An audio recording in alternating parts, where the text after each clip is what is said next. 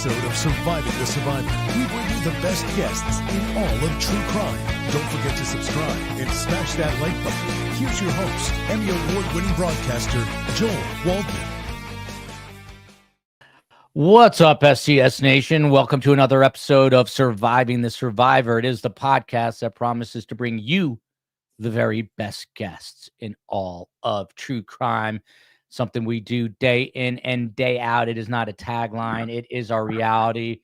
I didn't have coffee, but I had a protein shake with caffeine in it. And so I'm probably going to be a little nutty tonight. And I apologize in advance. It's not called milk. It's called Molk, M-O-L-K. You guys may know Jocko Willenick. He's a famous Navy SEAL. And now making a killing selling protein shakes to idiots like me. And I just gave the guy a free plug. But Jocko, maybe you should advertise on the show. We will see. This is not Mead Moen's doing. This is my doing. We have 4 best guests tonight, not 3, because I don't know, not thinking, but these are 4 amazing guests. So I was happy to see all 4 pop on the screen. One is a new one, but this is a very interesting, very compelling story that I am personally once again fascinated with. Lorna McKenzie says it right here. What a fantastic panel. And look at this, Boho Hobo. I've not seen her in quite some time. Space Coast pushing the advertisement. Got Molk. Yeah. So November 2024, there's a 26-year-old man, a young adult, and he is an AI researcher at OpenAI. His name is Suchir Balaji. Suchir Balaji, and I'll put up the spellings. You can see it. He's actually born in the home of Apple Computers in Cupertino, California, and he's an absolute whiz kid. And so he gets an internship, and then he gets a job at OpenAI. OpenAI was supposed to be exactly that, kind of like a crowdsourcing OpenAI platform. They decided to become a for-profit company. That, along with a few other things that we're going to talk about, basically disenchanted Suchir Balaji, and he was kind of upset with the way things were going. Another huge issue that, again, we'll break down is that he feels that AI is a method for basically stealing copyrighted content. And I was telling Tom Smith this.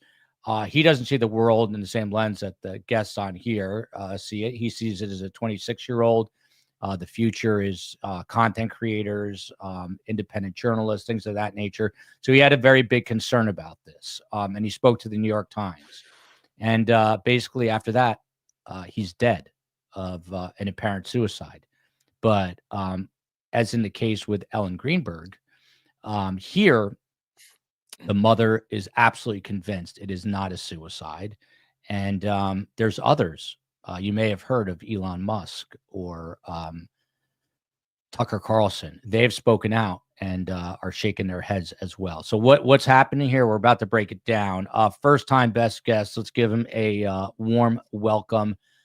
By the way, first time we're going to have 2 Troys on one show. This is Troy Wolverton. Is an amazing name. Troy Wolverton. I wish that was, if Troy Wolverton was my name, I may have become the ABC main news anchor instead of David Muir. But my last name is Waldman, so it didn't happen. But if I was Joel Wolverton, it could have happened. Next up, you've got, by the way, Troy's a writer for the San Francisco Examiner, which is an excellent paper, and he's been writing on this. Next up, he's got a show coming to the second channel, Best Talk in True Crime, True Crime Talk. That is Dr. Detective Troy Looney. If I read all these guys' bios fully, it'll take 4 hours. But Troy Looney, he's probably the only doctor detective you'll meet with a PhD, and he's still an active detective, at least for a few more months. He has investigated homicides, other serious crimes. Then you've got Tom Smith, retired NYPD detective. He also was working anti-terrorism or counterterrorism after the September 11th, 2001 attacks, working alongside the FBI. And last but certainly not least, by the way, Tom hosts a show called Gold Shields, which I'll have him plug for himself in a little while, but a great show. And Tom's coming on with a show of his own for the second channel. And last but not least, the Geo Profiler. And if the COE is still around, by the way, just so you know, because I know you're new, Troy, the COE is the chief of everything, otherwise known as my wife, and runs the show behind the scenes. This is Suchir Balaji. You see how young he is. And a photo of him as a young boy. And this is the right, what he looked like when his life came to a screeching halt. Starting off, Troy Wolverton, with you. This kid was a tech prodigy, I should say, man, 26 years old. At age 2, he was speaking in complex full sentences, which I don't do at 55. He built his own computer at age 13. He won the USA Computing Olympiad and over $100,000 when he won that for developing an algorithm to improve TSA passenger screening. So this is like next level intelligence, any which way you cut it. When you started to report on this story, I guess what struck you the most at the onset? Gosh, well, just 2 points of clarification, Joel. One is, I believe it's pronounced Balaji, not Balaji. Okay. So it's Suchir Balaji. And thank you. And I believe also, from talking to his mom, he was born in Florida, not in Cupertino. He grew up in Cupertino, but he was actually born in Florida. Okay, excellent. Thank you for clarifying that. Yeah, for what it's worth. I just, what brought my interest to this was simply the idea that here was a guy who had worked inside the most prominent AI company in the world at this moment. Certainly the one that's raised the most money, certainly the one that's gained the most attention, who died pretty suddenly and died right after he'd been a whistleblower. I think that's what attracted a lot of folks' attention to the story.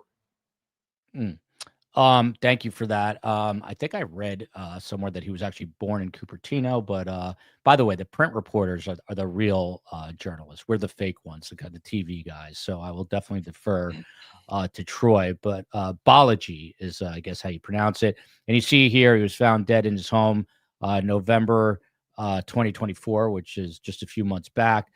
His death did occur shortly after the New York Times published an article where Suchir revealed some controversial thoughts regarding OpenAI. Now, his death was quickly ruled as self-inflicted.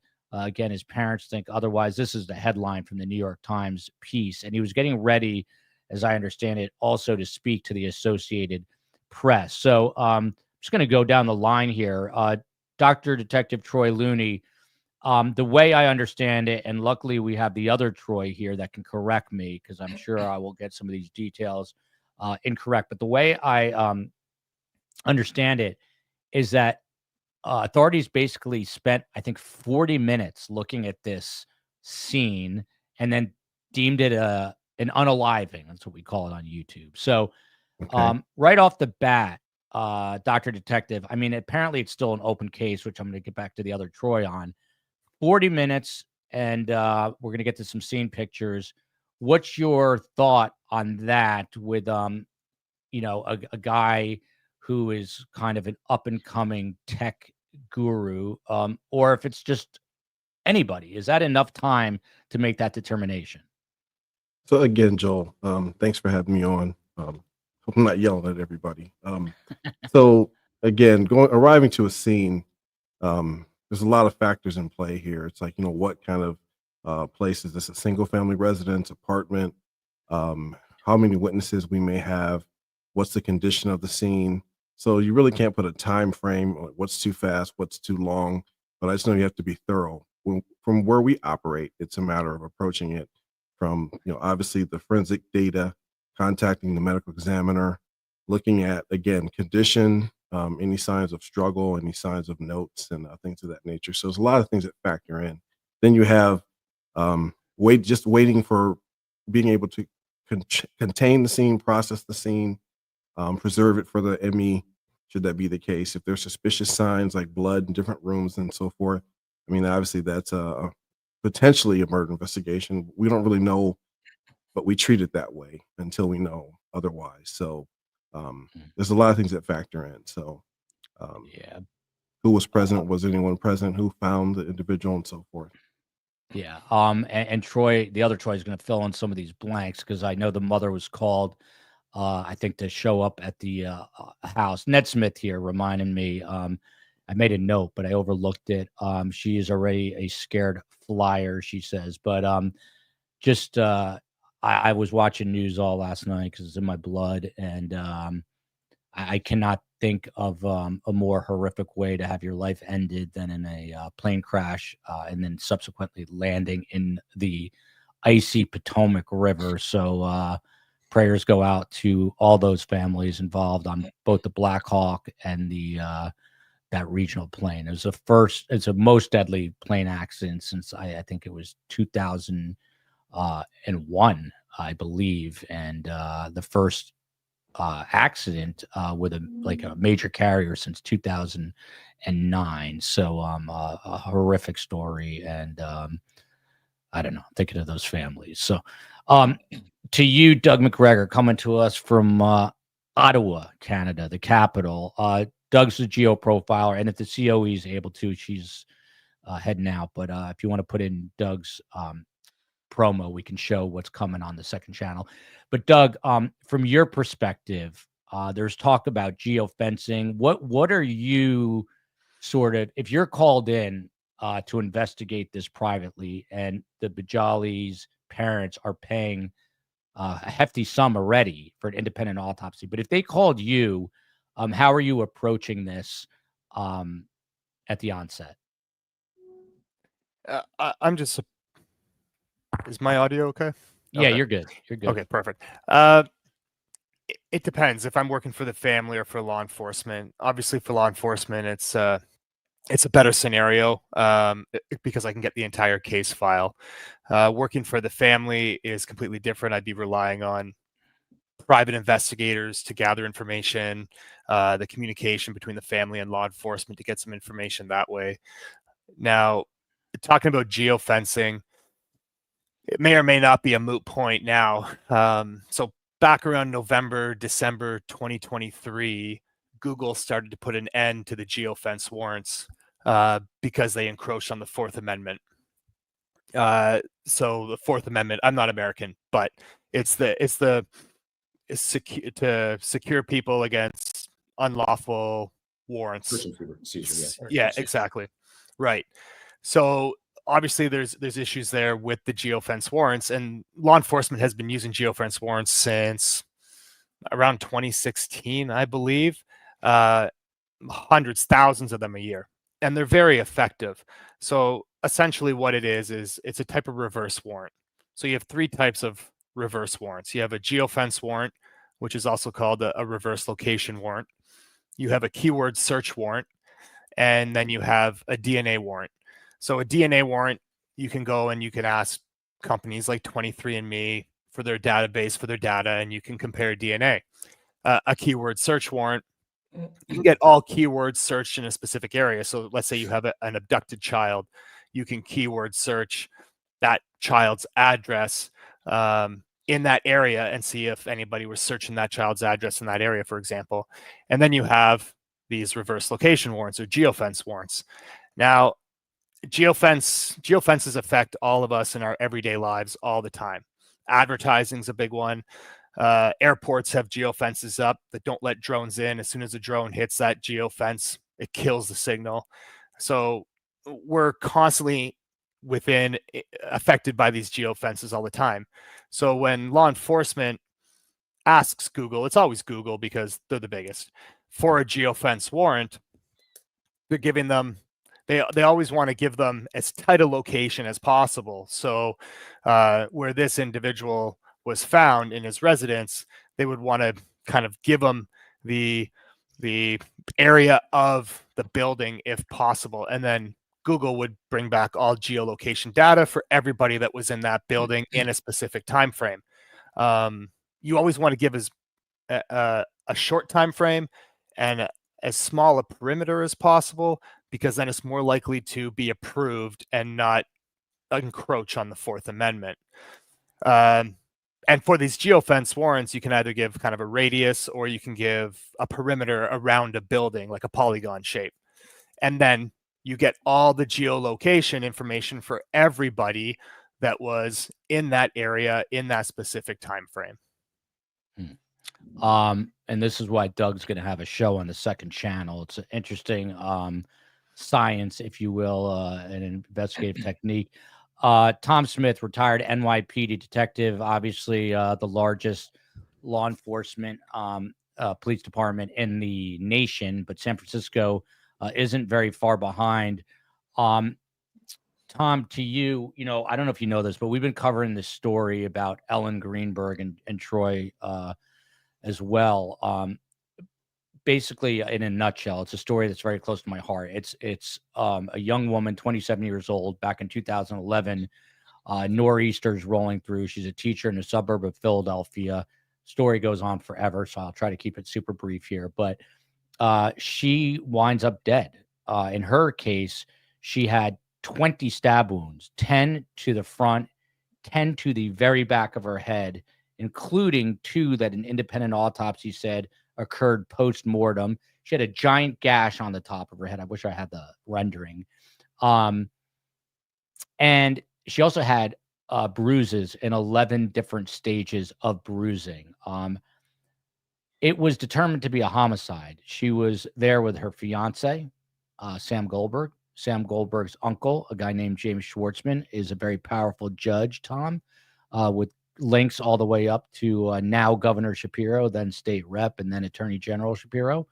After a closed-door meeting with prosecutors and police and the medical examiner, which is not really kosher, it was switched to undetermined and then ultimately to an unaliving, which is just crazy. So the similarities here are that the Greenbergs have spent $800,000 of their own money. It's been 14 years. There's never been an investigation. Now there's movement in the case because on Friday, tomorrow, there's going to be some kind of ruling by the judge to see if they can go forward with a jury trial to start an investigation. So I'm hoping it happens. But Tom, that was probably the most long-winded way of comparing 2 stories there.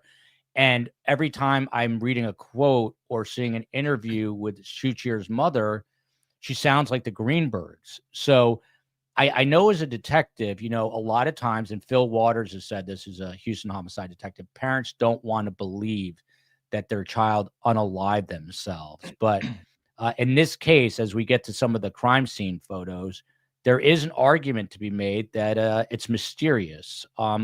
Your perspective as a NYPD detective, I mean, is this something that you'd want to take another look at, or something that would leave you uncomfortable just labeling it an unaliving? Yeah, with the information that's out there, it would certainly take a second look into this because of, both cases revolve around the autopsy results of homicide or suicide. And there hasn't been many crime scenes that I've gone to that there's a gunshot wound and maybe it's a homicide, maybe it's a suicide. Yes, are there? Yeah, there are. But once it gets to an autopsy level, it's pretty easy of an entry wound, an exit wound, the trajectory of the round. Is there a muzzle, burn on a certain part of the body where the gun was placed against that body part? So there's a lot of factors in there that I haven't seen, specific details about those points. So when you're just relying on the autopsy, yes, there's more to look at in this, but then you get into the crime scene photos with the amount of blood spatter, with the amount of, smearing, and the one part of the bruising on the side of his head is all compounded into trying to figure out what happened. And you're allowed to theorize as a detective of what you think happened, but then relying on others to kind of play into that theory is what you rely on. And when it doesn't go that way and it's in the complete opposite direction, there is more certainly to look at. The one interesting part I want to bring up is San Francisco Police Department saying it is now still active and open. Now, what does that do? That cuts down the questions. So when you get asked about something, you simply say it's an ongoing investigation. We can't talk about it. You know, so that's kind of their way of let us do our job, or let us kind of play this out in the direction it's going to go, but don't really. But Tom, I mean, when they say that, I mean, do you think they're investigating? I mean, you know this from the inside out. You hope they are, you know, and you hope they're not going, oh my God, did we make a mistake? Is there more to look at? Listen, there's nothing wrong with going, all right, we need to look at this again and get either a team together, second pair of eyes on it to look more into this. And I think that's what should be going on. So I'm going to go, apologies in advance, a little Troy Wolverton heavy here, because I accidentally quadrupled, have a quadruple panel tonight, and Troy's done a lot of work. So Troy Wolverton, to you, as I understand it, he joined OpenAI as a software engineer in 2020. He had interned there 2 years before, and he was basically helping train GPT-4, which is like the engine behind ChatGPT, which I literally have absolutely no idea what that means other than the words that I am saying. At one point, the OpenAI founder, a guy named John Schulman, who works alongside Sam Altman, who's obviously a big tech guru, he commended Suchir for his, I guess, incredible understanding of the systems. Let me start here. The Tucker Carlson interview, I know we didn't play it and a lot of people didn't see it. Did you have a chance to watch it? What were your thoughts on that? I mean, things can become very conspiratorial very quickly. Do you think that's sort of happening in this case? So I hate watched probably 2/3 of it. I thought there, I was covering the story, and so I was trying to see if, mainly watched it to see whether the mother, Purnima, said anything that she hadn't told me, or if there were new details that she brought out. And there were a few things that I hadn't heard before that she did mention in the interview. I did think that the interview was extraordinarily conspiratorial, and was it made it seem, I think it gave more credence to the theory that he was murdered than it probably deserved. So that was my take. Yeah. So let me ask you, you spoke with the mother, and for full disclosure, Steve Cohen is in contact with her, and I believe she's going to come on the show. And she's been fairly public, in terms of calling this, she herself calling this a murder, not an unaliving. But when you spoke to her, did you get a sense that there was, obviously there's emotion at play, but did she also, these are very well-educated, smart people with, the resources to hire private investigators and that sort of thing. But do you get the sense that it was all emotional, or that, there is this possibility that something more sinister happened when you spoke to her? So I think that two things can be true. I think that she is obviously, as any of us would be, informed by emotion. Her thoughts and feelings about this case are, informed by the fact that this was her only son, and she felt like he was brilliant, and he died very suddenly. And I think that she and her husband are searching for answers. I do think, from having reported on this, that there are questions about the case that remain unanswered. And right now, the medical examiner and the police department made an initial determination that he had killed himself. They have not, either one of them, come out with a final report. As you mentioned, the police consider this to be an open investigation, so they've not released their incident report about what happened. The medical examiner has not released its autopsy or its forensic reports. We don't know why they came to their initial conclusion, or if they're going to stand by that conclusion.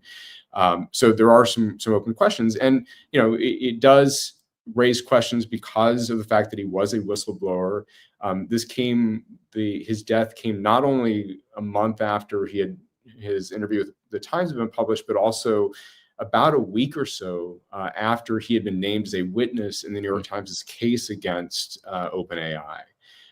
So that obviously raises some eyebrows about the timing of this. And just some of the details, like in talking with not only the family, but in talking with a lot of his friends, none of them believed it was suicide. Just from the standpoint of his mental state at that time. Like, he had just come back from a vacation. He had been with some of his closest friends. He had talked to his dad about going to Las Vegas. He had plans for the future. Nobody got the sense from him that he was depressed or that he was suicidal. And so there's some of those factors. Another factor, his mom went on his computer there, I think, in his apartment, and like, she could tell that he had been on the web up until like around 10 p.m. the night that he supposedly died. And like, the last thing he was searching on the web was not, how do I kill myself? It was like doing some research on AI. Like, so again, like the mental state, that I think raises a lot of questions. He also didn't leave a suicide note. Yeah. So like, I think that there are some natural questions that come up about this. And now I'm sorry, I didn't mean to interrupt, but he did purchase a gun back in January. Is that right? And which is very unusual, by the way, I think, for San Francisco, as it is probably for New York City. I lived in New York City a long time. New York City is not like Florida. San Francisco is not like Florida, where I am now. But do we know why he purchased that weapon at that time? So yeah, his mother confirmed that he had purchased a weapon in January, and when I asked her about it, she said it had to do with safety concerns. I don't know specifically what kind of safety concerns he had. There has been a lot of talk in San Francisco about concerns about crime rates in San Francisco. So it could be just because of the alarms that were being raised about crime in San Francisco. I will say that San Francisco is like one of the safest cities in the United States, just from a data standpoint. So, and it is true, yes, that very few people here carry sidearms, and very few people would have resorted to buying a gun. So I don't know why he bought a gun. Yeah. A lot of questions here. Troy Looney, Dr. Detective Troy Looney. So, just to underscore what the other Troy was saying, this death occurred in the week following Suchir being named as a witness in a copyright infringement lawsuit against OpenAI and Microsoft. You may have heard of Microsoft. It's a pretty big company founded by a guy named Bill Gates.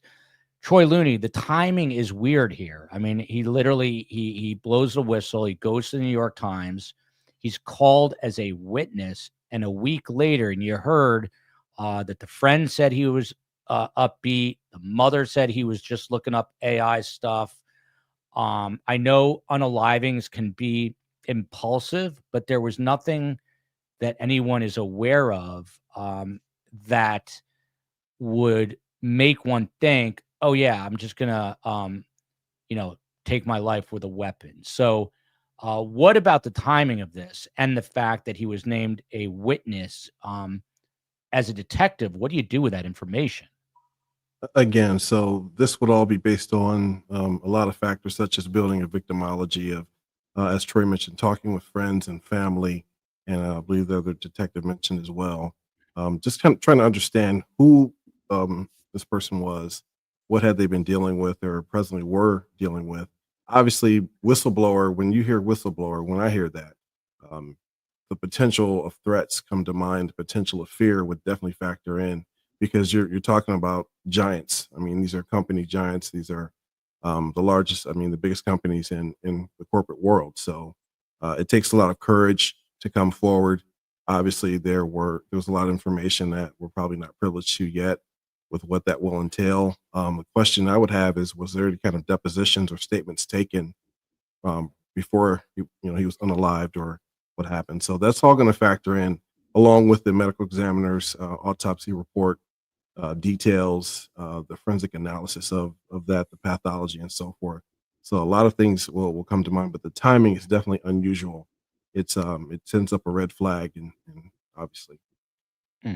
I love all the detectives because they're like very methodical and thoughtful and not impulsive, which is all the things that I am. Like, I'm a wild maniac, and I'd just be like either screaming murder or unaliving right away. But other Troy, real quick, because I want to get to the Geo Profiler on this particular thing. One of the things that I read, and correct me if I'm wrong, is that there appeared to be, first of all, he had some kind of drive that went missing, a USB drive. And also there was some reporting that after his death, the mother, I believe, said that it appeared, or there was an investigator who found that there was something going on with the digital forensics. In other words, with a computer. Do we know anything about that, Troy? Is there any truth to that? So I'm not aware of the missing USB drive, at least per se. I think that there was a claim in the, if I remember correctly, in the criminal investigation report that was commissioned by the family, that they think they saw a USB drive or something like that in a pool of blood in the apartment. It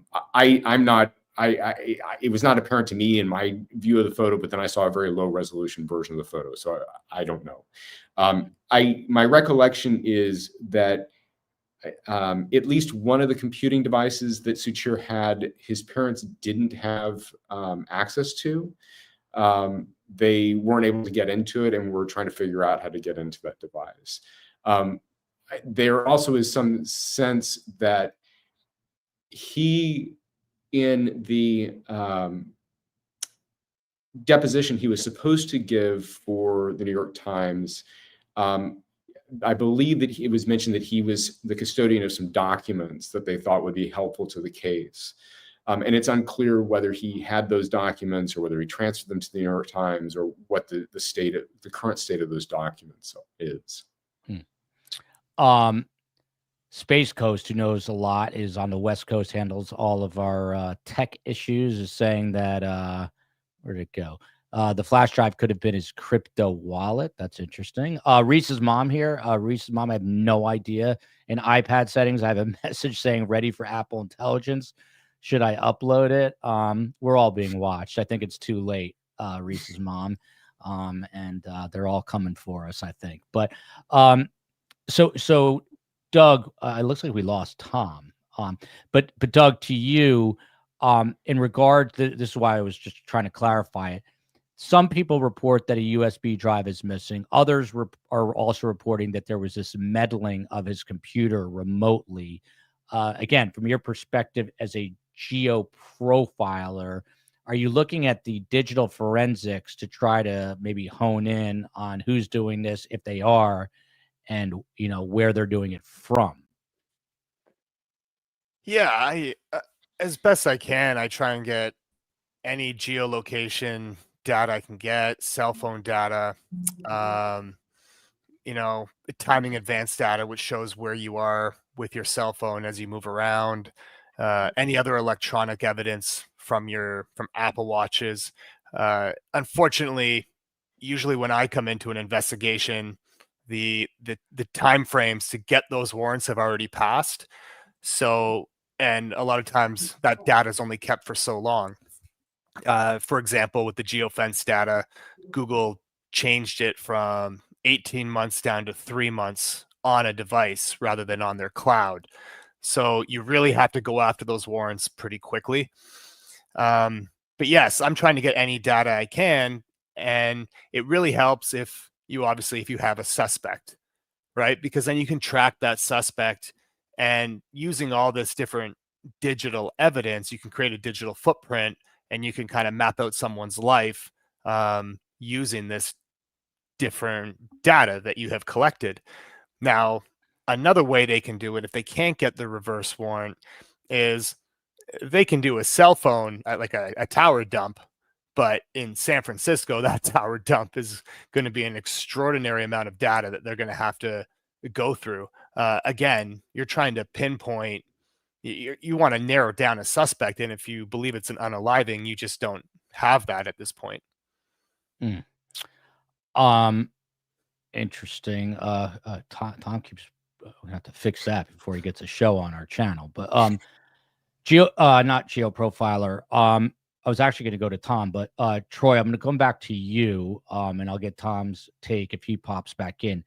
The apparent details of the unaliving is that it was a bullet from up high above the nose, or the bridge of the nose, that exited out the back of the bottom of the skull. And the independent investigator for the family essentially said that's not how people unalive themselves. The vast majority, I think, is an upward trajectory.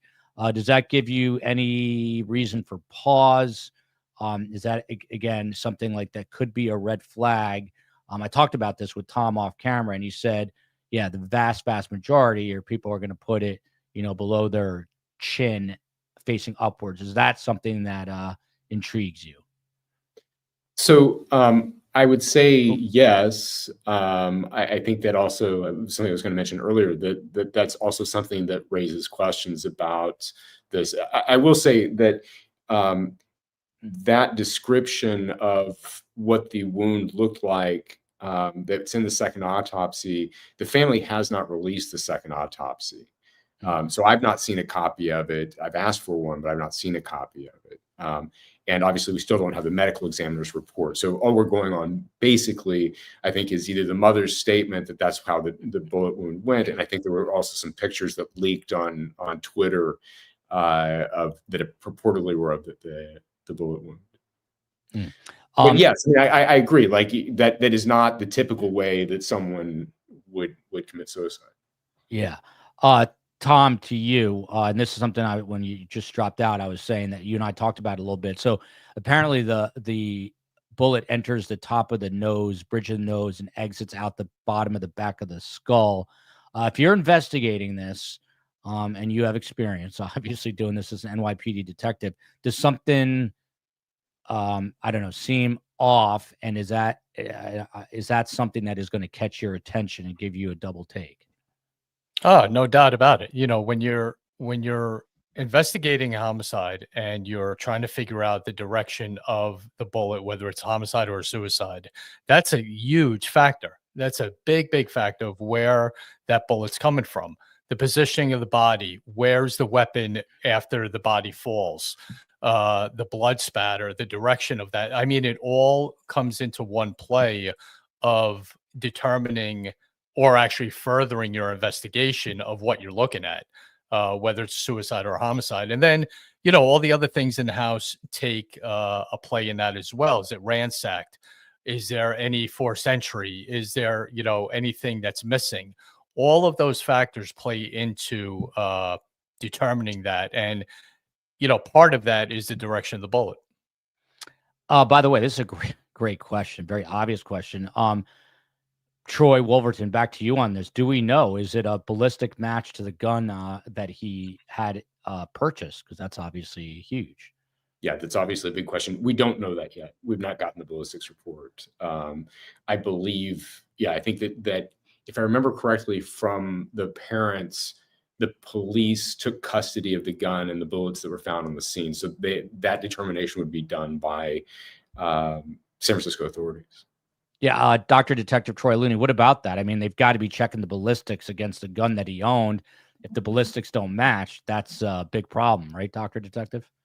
Absolutely. Again, that's as Tom said, the angle, trajectory, the kniving results or ballistics results, that definitely will be a huge red flag that doesn't match.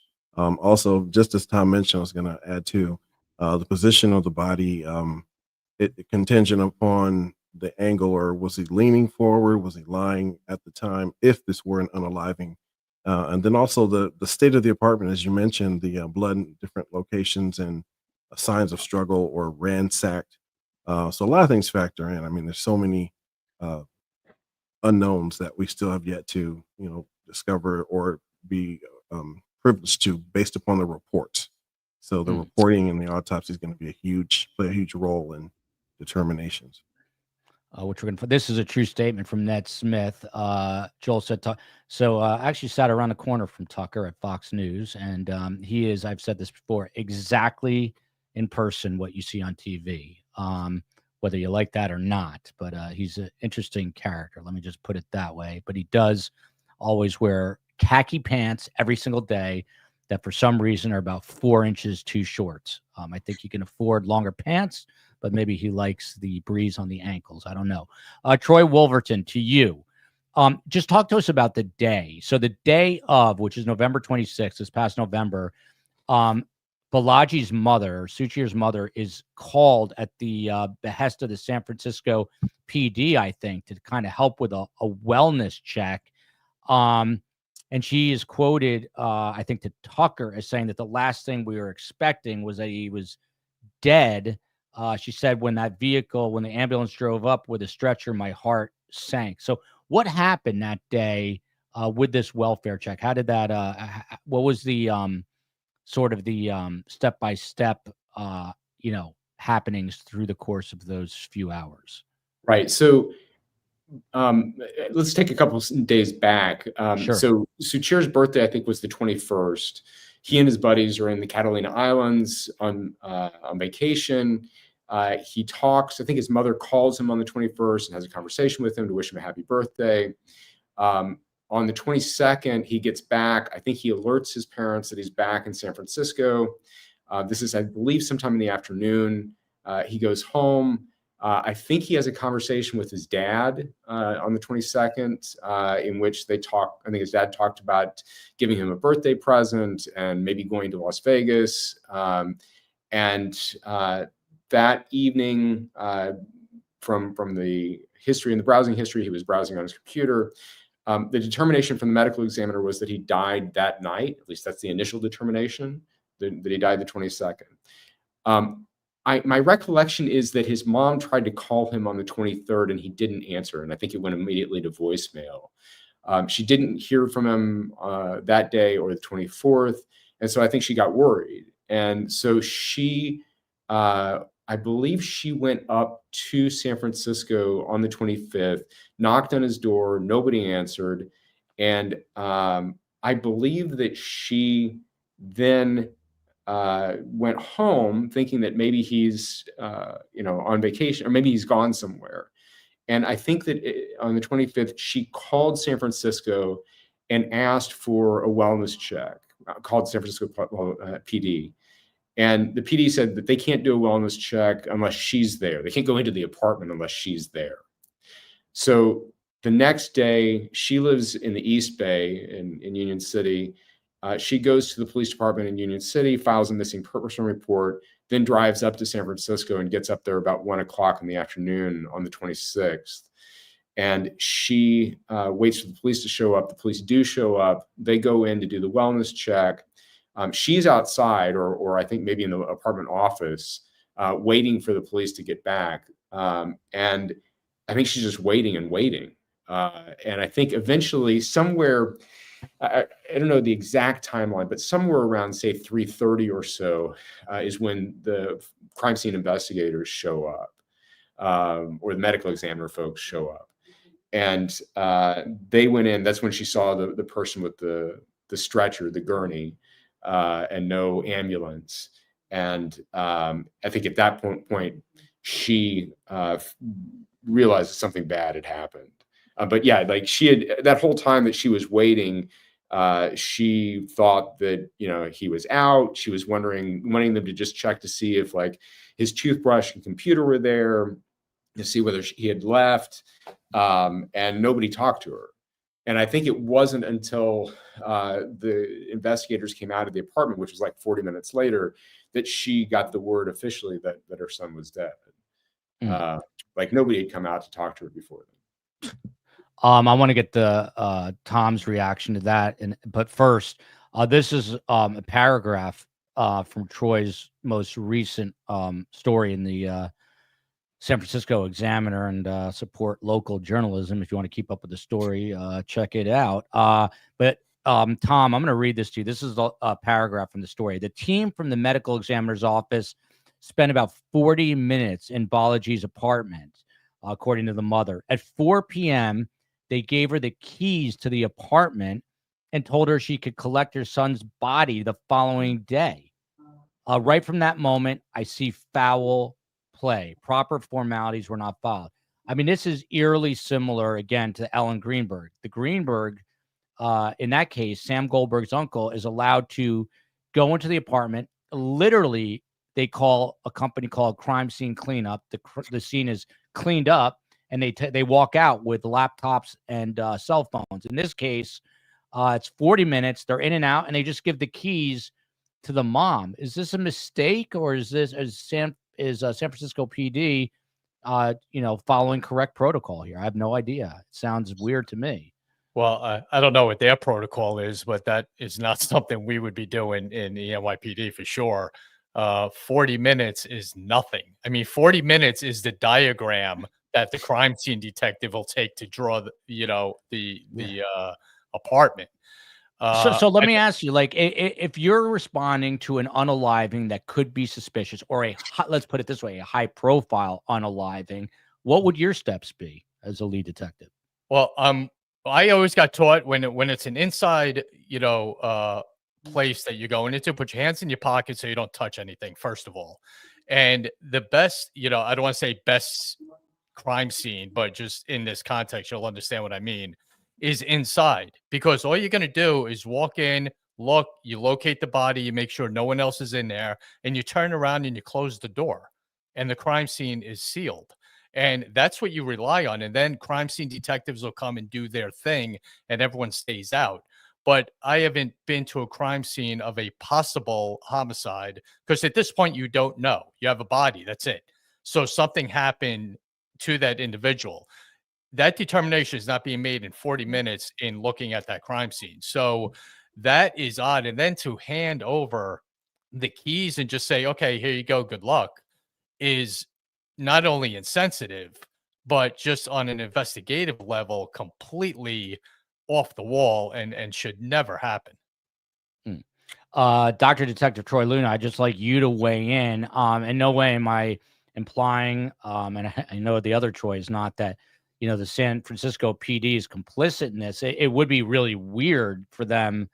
Like, you really have to be a conspiracy theorist to now think, the upper levels of the San Francisco PD are telling their, I don't think that happened. But in Akron, Ohio, Dr. Detective, you get called out to an unaliving. I mean, are you in and out in 40 minutes and given the keys to the family to just walk in? Absolutely not. No, just as Tom mentioned, there's no way that would happen.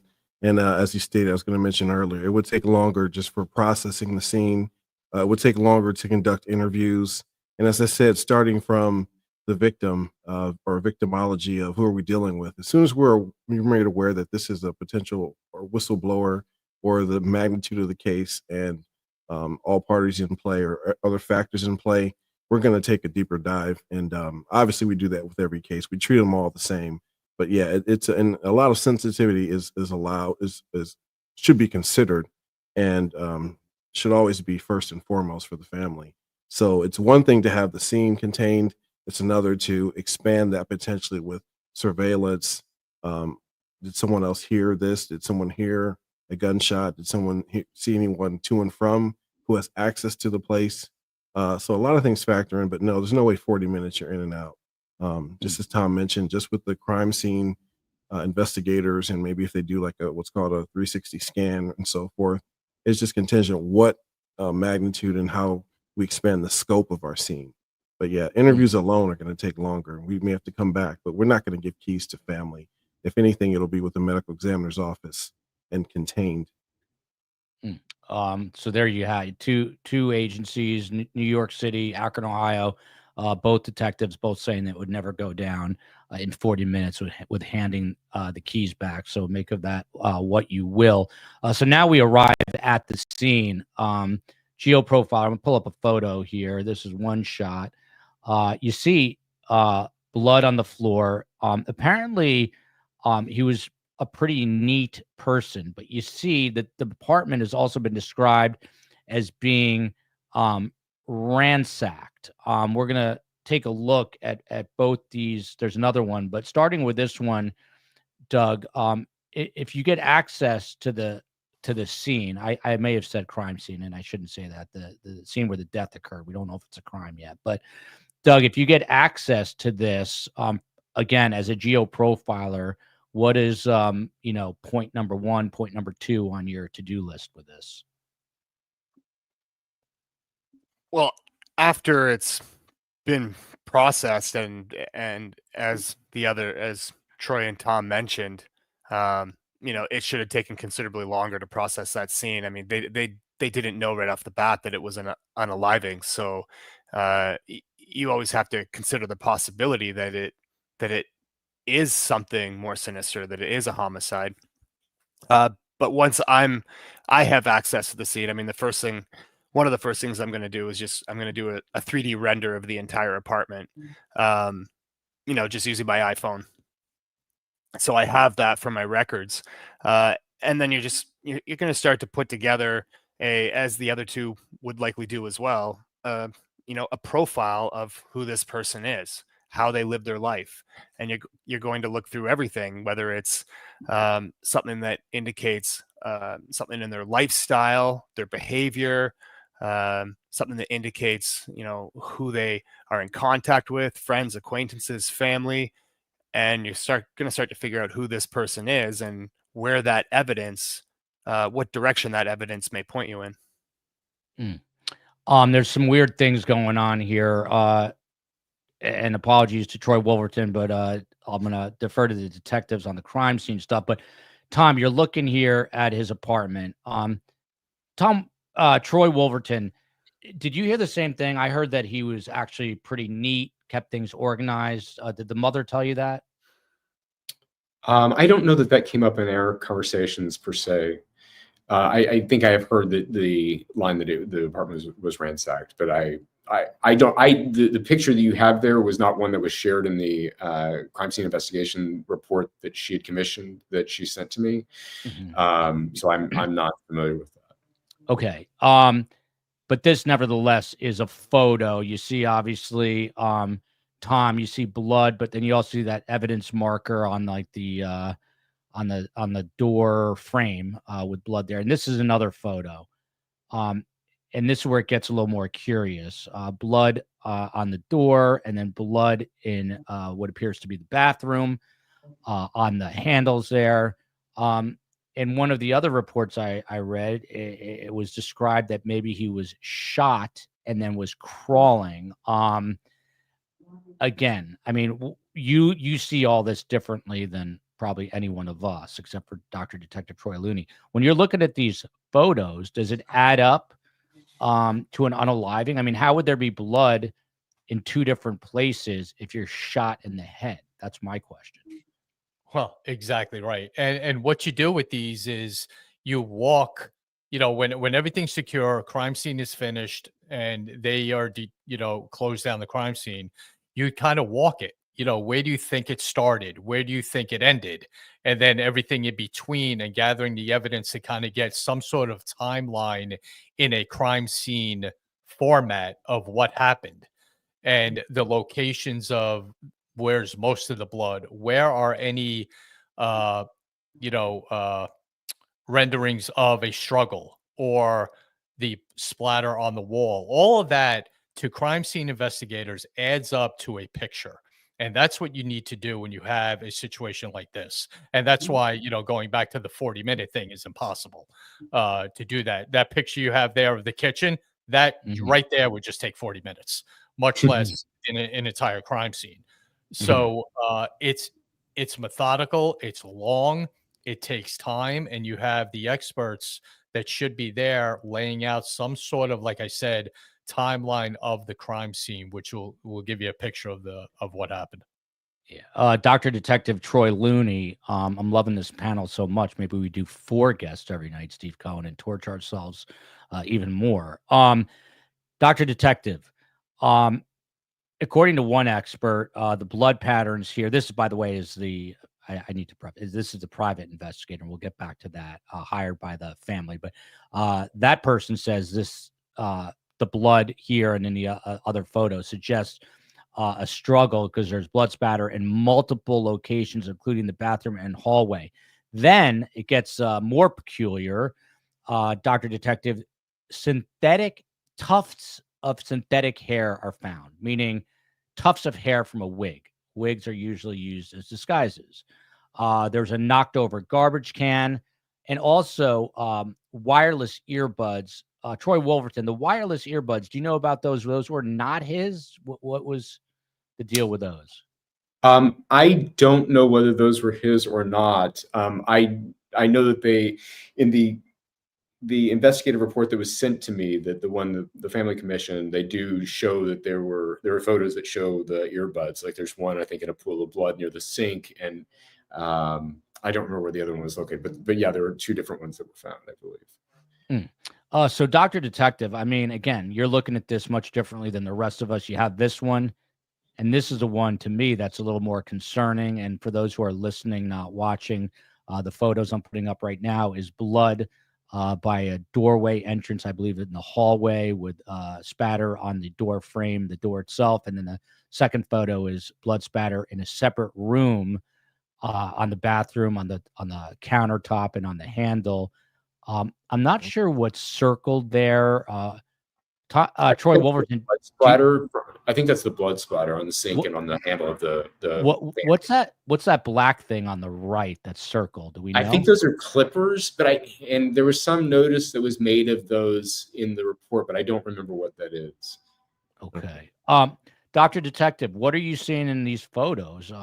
And are you questioning in your own mind, is this an unaliving or is this a homicide at this point?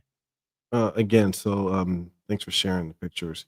As Tom mentioned, that large pooling of blood, the various patterns of blood spatter, the angle degree of the droplets. So it could be, obviously, if it's in more than one place, that stands out as being unusual. Typically, if someone unalives themselves, you're going to have that based on where they were or their position of the body at the time.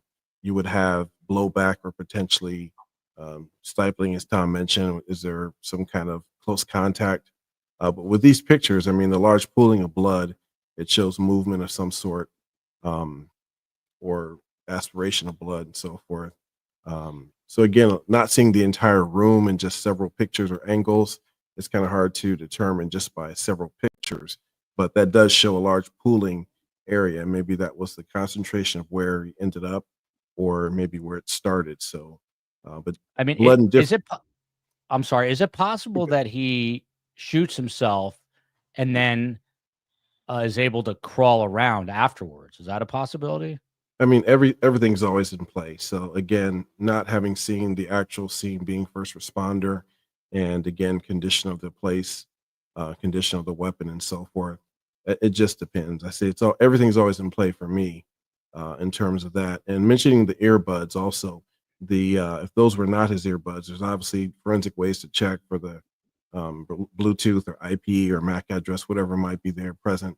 So also I wanted to mention this also, what comes to mind, the question of whether there's some kind of backup. We're dealing with someone with a high level of intelligence and with coding and AI. So there may very well be a backup or several backups of the data just in case. So I imagine I could see that this young man doing that. So, but yeah, not to go off track with the blood and everything, but that just, no, I mean, that's a great point. I mean, like, if this happened in your jurisdiction, is this immediately, the computer immediately going to a digital forensic lab where they're analyzing all this?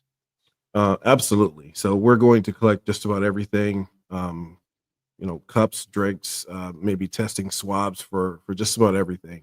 As Tom mentioned, that entire kitchen area, that alone is going to take time, because you're going to, first of all, photograph everything with multiple angles.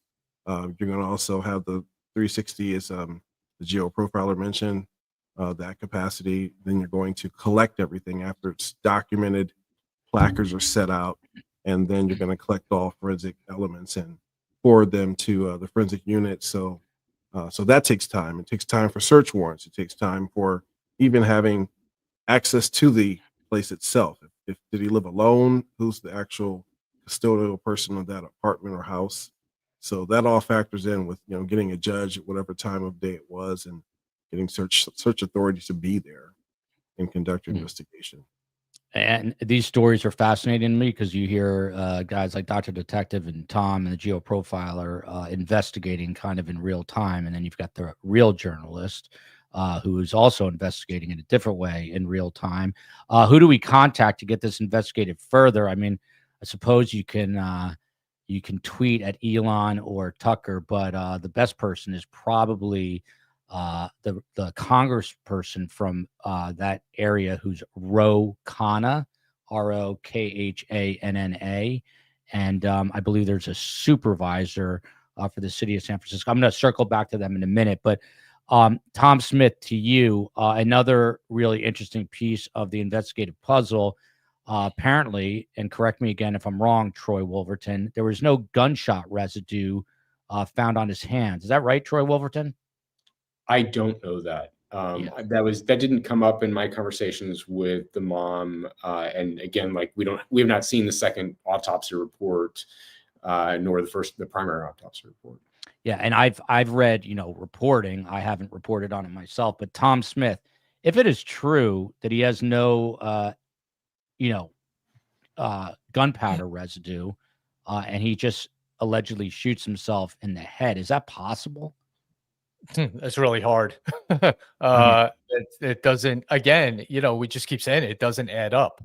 It's not even the residue on his hand. Is there residue on what they're considering an entry wound? And if there's not, that means that bullet was fired from somewhat of a distance away. Then you get into angles, then you get into trajectories, so all of that adds up into this scene. The residue on his hand is certainly a big point, but that then leads to A and B and C and D going down the line of what doesn't make sense and what needs to be checked out even more. What's interesting here, just going back again to the Ellen Greenberg parallel, and by the way, we're supposed to get big news about that case tomorrow, about a trial possibly starting as soon as next week.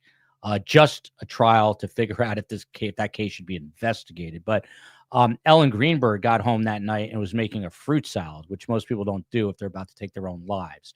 In this case, also, apparently there was a meal there that he had prepared for dinner that was never eaten, and it was just kind of sitting there, left unattended. But Doug, to you, cameras, it's San Francisco. There's got to be cameras on the ingress and egress going in and out of the apartment building. I don't know what kind, if it's like a luxury condo with a doorman kind of thing. But look, and that's a big if someone did this, is that the first place you kind of go to also to look for a suspicious person? Maybe someone wearing a wig because they found tufts of synthetic hair. Is that something that you're looking at starting off your investigation at all the possible cameras in the area?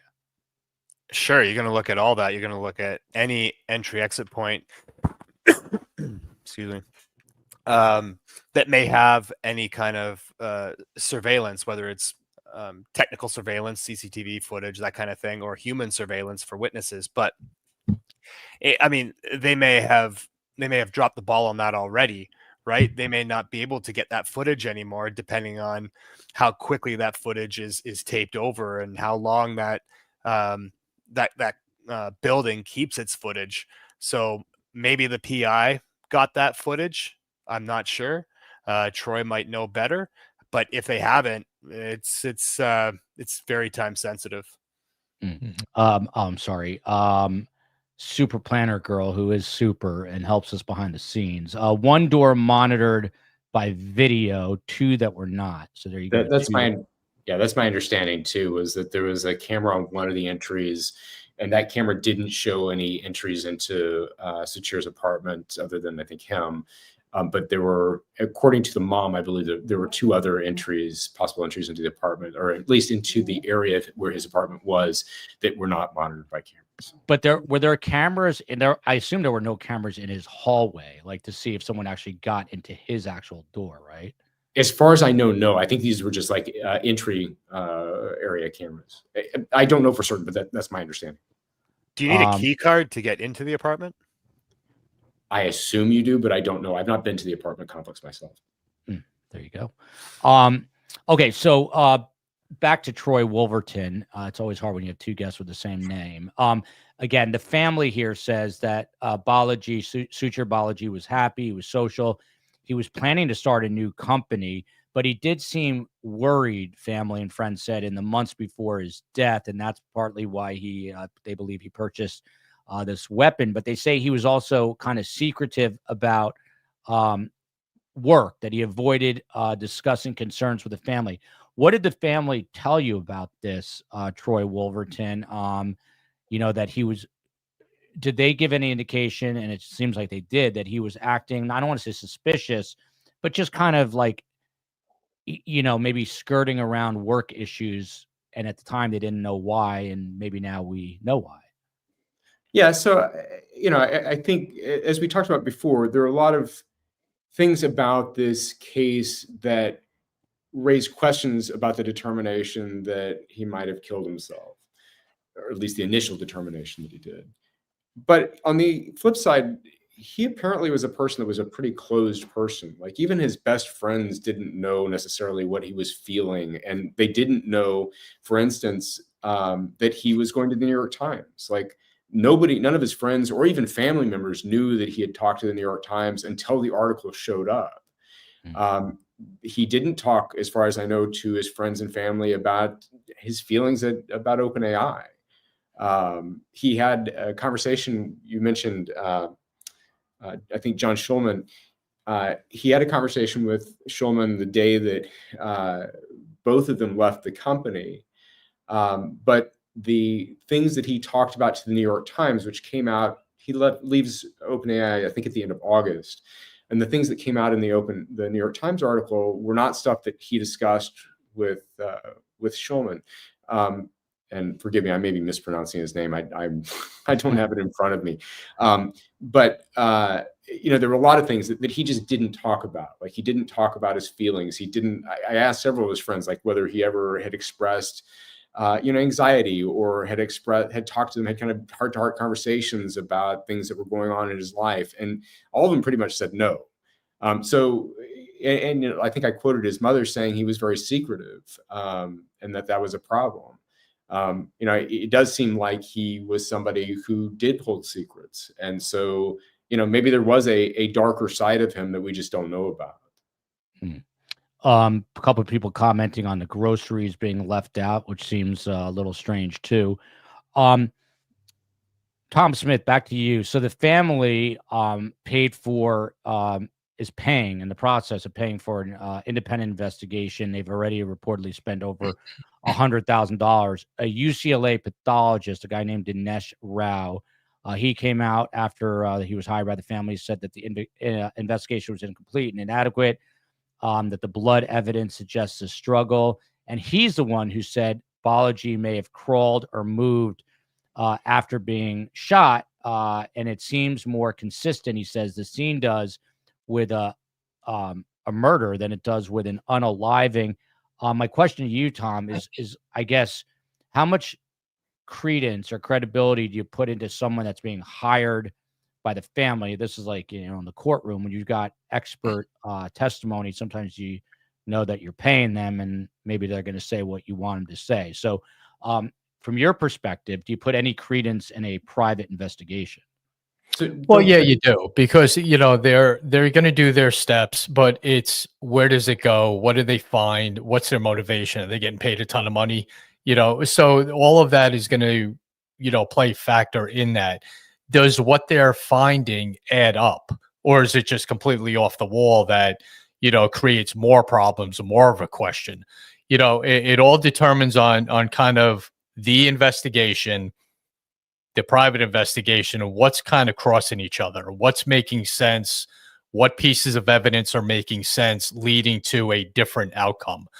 So you have, great investigative, firms out there that do a great job and can work hand in hand, either, with the police or the district attorney's office, with getting the right information to come up with a conclusion. So it all kind of depends on what they're finding and where they want to go with it. Yeah. So just a couple more things, and we'll get final thoughts. And I appreciate the best guest being here. Just to kind of put a bow on this part of it, Troy Looney, Dr. Detective, it says that Balaji's death remains at the local level. San Francisco officials to date have released no information to support their conclusion that his death was in fact an unaliving. They, as we talked about, said it's an open and active investigation. Likewise, the Office of the Chief Medical Examiner has not yet completed or released its forensic report. So what does that tell us, Dr. Detective? I mean, the fact, the feds haven't been brought in. It's, it's still a San Francisco Police Department investigation. But there's no report, nothing to say this is why we believe he unalived himself.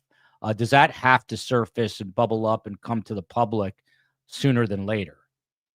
Again, so we're working in collaboration with the ME's office, with the pathologist and so forth.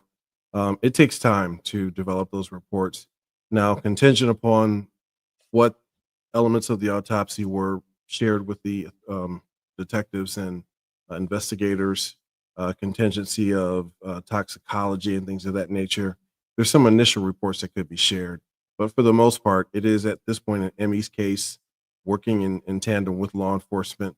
So again, as I said, everything's kind of simultaneously should be taking place with the investigative portion of forensics, not just with the science of, the autopsy, but the digital elements also, search authority, interviews, continuous ongoing interviews, revisiting some of the witnesses or people they've already talked to. Also additional surveillance, as everyone's kind of mentioned, the earbuds and so forth. So it's a culmination and collaborative effort. Right now it's still at the local level, but contingent also based upon their departments, level of forensic capability or departments. I know we have 2 people in our cell phone forensic unit, but anything higher level forensics, like a case of this nature, where we should be considering, like Doug with geofencing, server log files, everything's in place. So they may have someone in house that are working towards those forensic data points or data elements, or following a digital trail. If not, then they may work in tandem with the task force as well, where the federal partners is a part of that. So it's just contingent right now, being still contained to their jurisdiction, but should they bring in federal partners, it just depends on what their resources are as well. By the way, quick plug to Richard Serrett. If you ever heard the name, he hosts on the weekends, Coast to Coast AM. I was a guest of his. He's awesome. And Coast to Coast is the most listened to radio show overnight in the world. They have a massive following. Used to be hosted by Art Bell, but I did his show. He does another show called Strange Planet, which is great. But he had me on to discuss this. And he asked me, have I ever reported on any other whistleblower cases in my career? And the one that came to mind and this is just to show what can happen to a whistleblower, because it's kind of the thing that you see or read about in books or movies. But in this particular case, I was an investigative reporter at Fox 5 in New York City, and we got approached by an air traffic control worker. And this is also relevant because of what happened last night, because they're saying the place was understaffed, I believe, last night. So anyway, long story short, I get approached, the unit does, by an FAA whistleblower.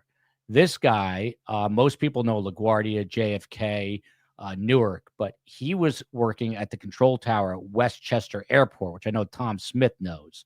At the time, that was the airport that President Barack Obama was flying in and out of.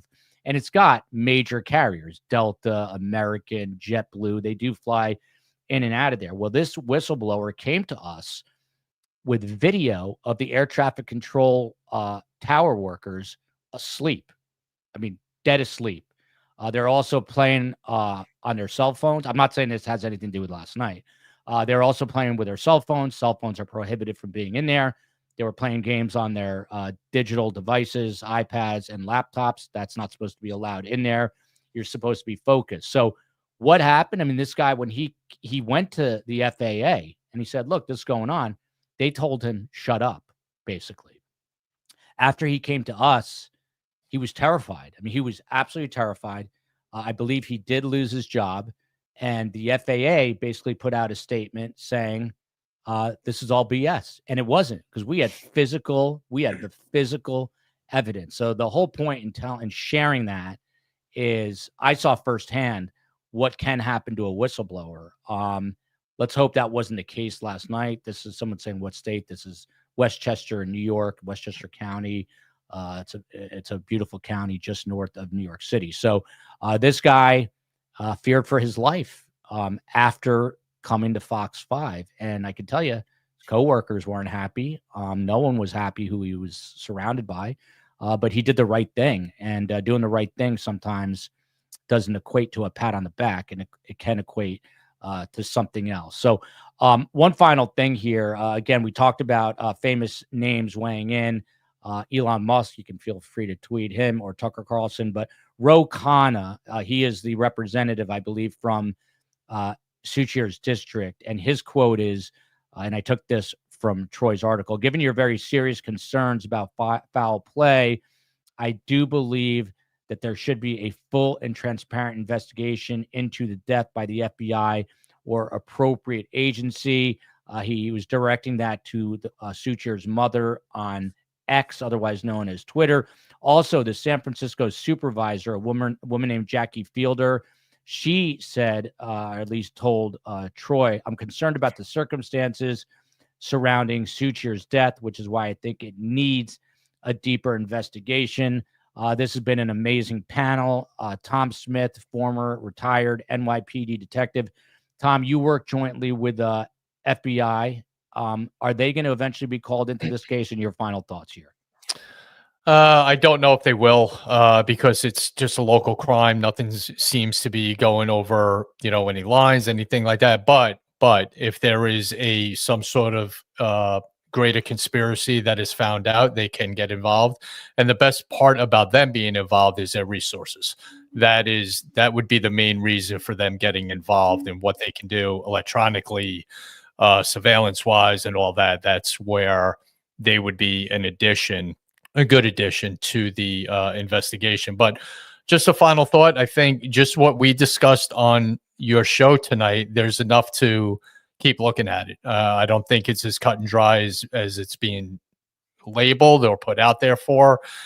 Just on our discussions, there's much more to look into, and they owe it to this family. That is the main thing. You owe it to the families to give them the right answers in what happened to their son.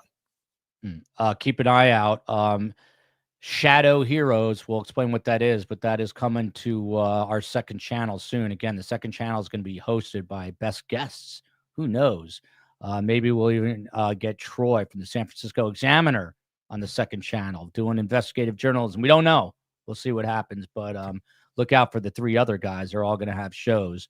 One of them being the Geo Profiler. Now, if the COE wasn't out hanging with her friends tonight, Doug, I'd play your awesome promo, but I don't know how to load that in, and she's out, so we're out of luck. But Doug is the Geo Profiler, comes to us from Ottawa, Canada.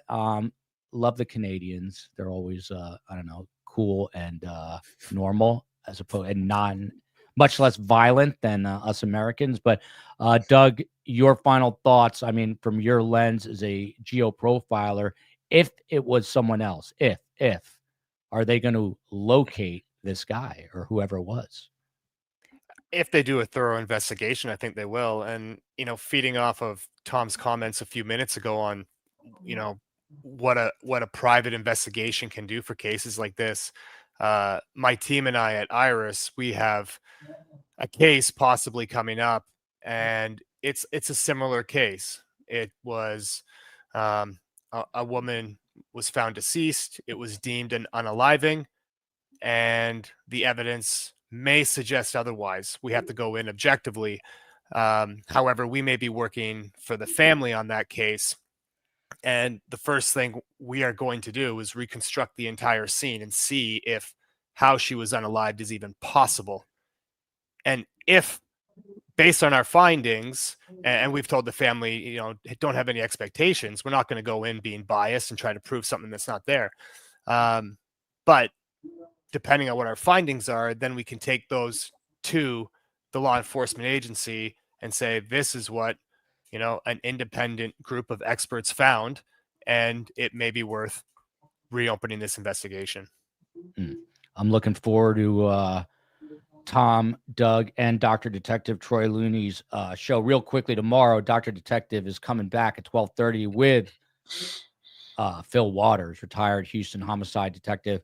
I'm actually going to play these new police interviews. They're not new, but they were released relatively recently, of Jen Soto, the mother of Maddie Soto, who's a 13-year-old girl who authorities say was murdered by Jen Soto's boyfriend after he SA'd her and did horrible things to her. So Dr. Detective is going to be here tomorrow with Phil Waters, the interrogator. He had a show called The Interrogator, and we're going to look at those police interviews with both of them and get a sense from two guys who know if she's telling the truth or not, or how she's acting. So Dr. Detective Troy Looney, he started his career as a police officer in Akron, Ohio in 1992, even though he looks like he's 32, and he's still there. How many more months till retirement, Troy, and your final thoughts? Well, it's 12 to 15 at max. I think it keeps staying at 12 to 15. Right, it keeps changing, right? It's getting shorter. I'm thinking if I go on vacation after 12, I may not go back. We'll see what happens. Yeah. So looking forward to it in the next chapters. So, yeah. And with this case, what's your prediction? What do you think? What should happen next? There's a lot that needs to happen. So again, and unfortunately, on initial approach or initial arrival, you kind of get one chance to do it to the best of your ability. But obviously, working or reverse engineering, I guess I should say, the case, or reconstructing, as Doug mentioned, everything's in play, right? So I like how he mentioned working kind of inductively or deductively from what evidence is there or what the scene looks like.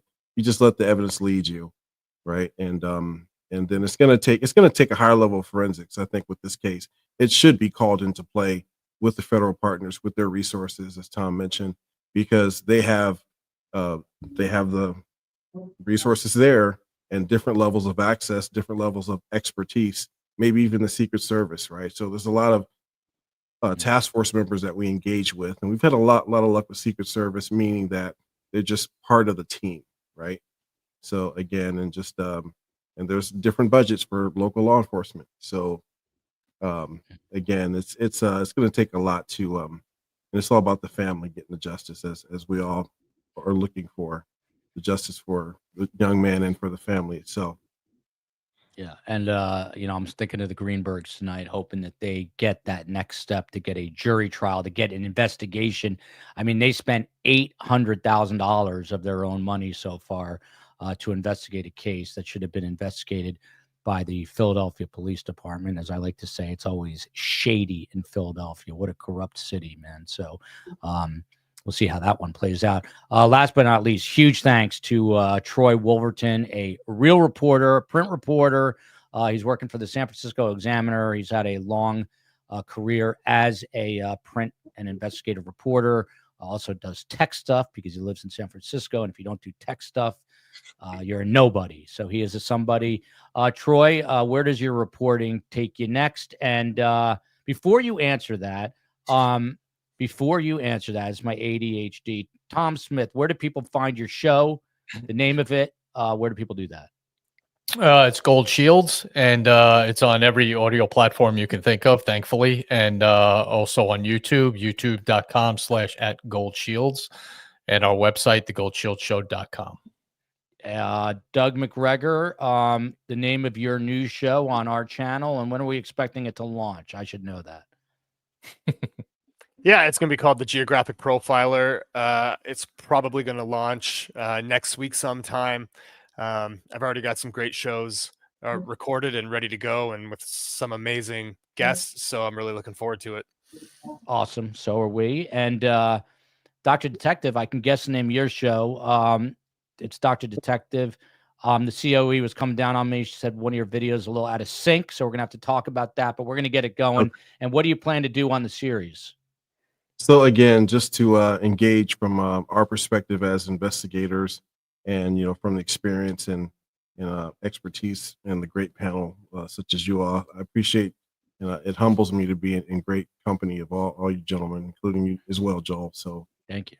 Crazy or not, so But no, I appreciate it. It's I'm very thankful. So we'll look forward to some exciting discussions and everything. So Yeah, and for those who don't know, I'm kind of modeling it after Sports Talk Radio, which I used to listen to in New York, the Fan 660. Although this is going to be true crime, there should be a place where you can go and listen to true crime any time of day. So that is the ultimate goal. We're rolling it out slowly. But back to Troy Wolverton again, print reporter with the San Francisco Examiner. And my final question to you is, where does your reporting take you next? We're going to stay on this. I know Troy is. What do you have on the to-do list for this story? I think that the main thing I've been waiting on is waiting to see what the reports say, what the autopsy says, what the incident report says, and then do we know what? I'm sorry. Do we know when we expect a rough window when we expect that back? Incident report, we have no idea. The medical examiner's office says that it tries to get the forensic reports out within 90 days. So that would put it at the end of February when that would come out. Yeah. And that wasn't my last question. This is my last question, I think. What's the story traction like in the greater San Francisco and the Bay Area? I mean, tech rules still. And this has obviously got major implications if it was anything other than an unaliving. I mean, are people talking about this story in San Francisco? I don't have a sense of that, the extent to which it's being talked about. It was covered by initially by the suburban paper, the affiliate of the Mercury News, what used to be the Oakland Tribune, now is like I think the East Bay Times or something. That they covered the story initially. It has been picked up, I think, by a couple other outlets. I think the AP wrote about it. The San Francisco Standard wrote about it. Yeah, I don't know. There's so much stuff going on in tech and AI and everything else here. I don't know the degree to which it's become a buzzy thing. Yeah, I think it is picking up a lot of traction, especially on social media. My final question, Troy, will you come back as we get new developments on a story, or were you so turned off that you'll never come back to STS? Sure, I'd be happy to. Awesome. I love putting people on the spot. Thank you again. Tomorrow we're doing Maddie Soto, the police interviews with Jen Soto. Love you, America. Love you, New York, the NYPD, Akron PD in Akron, Ohio, Ottawa, Canada, and of course, San Francisco. You know what? Let's just get justice for Suchir Balaji and find out, is this really what happened, or did something else happen? I guess time will tell. Guys, stick around for 1 second.